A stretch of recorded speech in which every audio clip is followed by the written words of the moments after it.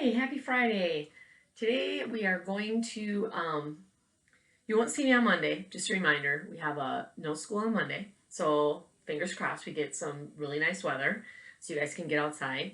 Do you believe that next week, it's already the last week in April, even though I don't like anything about this social distancing and being away from you guys and teaching, I do believe April seemed to go faster than I would have thought it would.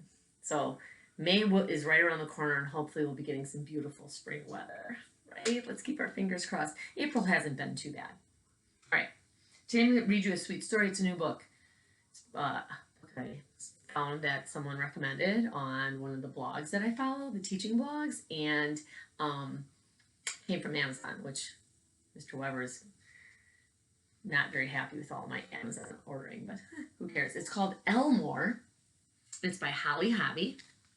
Let me read you what what the book's about, a little sneak peek. Being a porcupine, Elmore has spines that keep would-be friends at a quill's length distance. The L in Elmore's name stands for love, according to his mother, and all Elmore wants is to share his love more. What is a lonely porcupine to do? Can he find a way to become near to the hearts of other animals without getting too close? This story shows us that things that make us different can sometimes be a bridge to new friendships, right? We all know what happens. We don't know, but we can imagine what happens if you hug a porcupine, right? With their quills. Poor Elmore. Look how cute he is, though. I mean, come on. Cute. Elmore.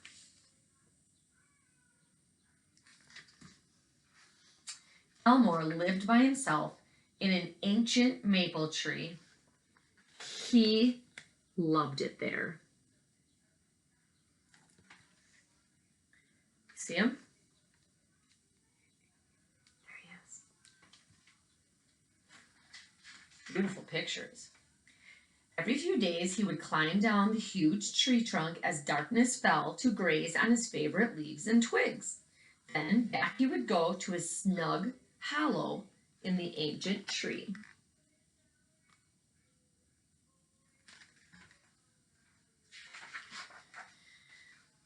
Elmore was solitary. He lived alone, and you would think he'd be used to it by now. But here's the thing. He often felt lonely. Solitude could be boring.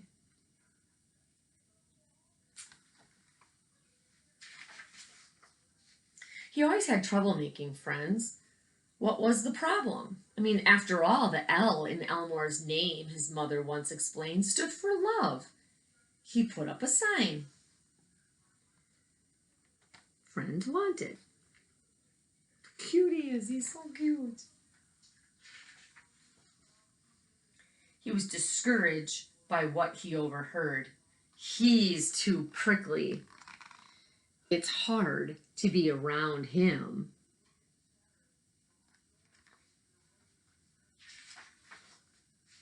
Elmore shook his back and his quills rattled. It was true. If you got too close, you might get needled, nettled, and pricked. Elmore didn't mean it. It just happened.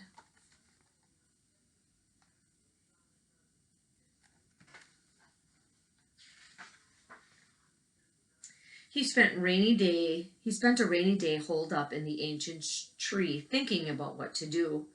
What could be done about his troublesome quills? They were there to protect him like a coat of armor. But protect him from what? Elmore's life was peaceful. He was lucky.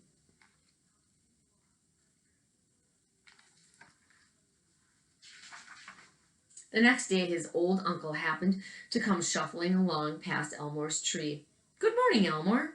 A moment later he said, "You don't seem your usual cheerful self. Is something wrong?" "I wish I didn't have all these quills," Elmore explained. "I'm too hard to be around. I have no friends." "I'm your friend," his uncle smiled. "That's different," Elmore replied.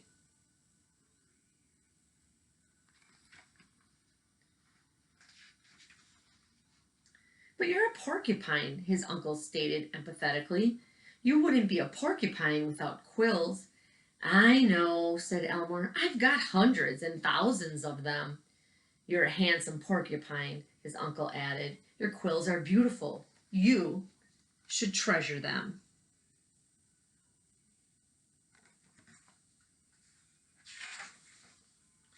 His uncle's kind words made Elmer feel better, and then he looked at the many quills scattered around his cozy dwelling. He had an idea.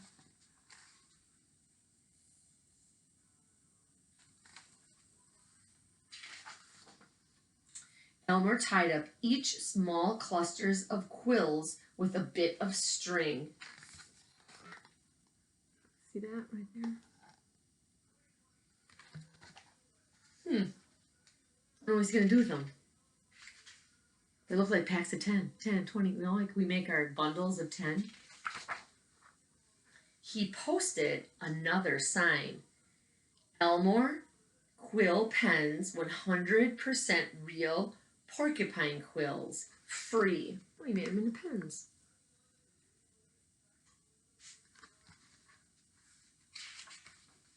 For 2 days, they went like hotcakes. Everyone could enjoy a quill pen, especially if it's made from 100% real porcupine quills, and free. They could make ink from berries, Elmore suggested, which was extra fun. Everyone loves getting a note from a friend, he said as he handed out the bundles. Pretty smart.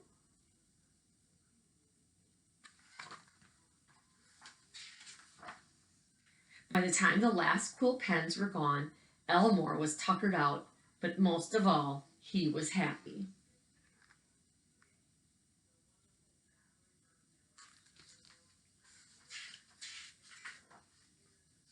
In the days that followed, he received all kinds of notes. It was exciting. We love your quill pens. This is a picture of us. Let's be pen pals. One bright morning after the quill event, there was a big sign tacked to the trunk of Elmore's tree. I wonder what it says. What do you think? He put a wanted sign for friends on his tree, and then he put this for sale for quills. You are a beautiful porcupine. Our woods are lucky to have you. Your friends.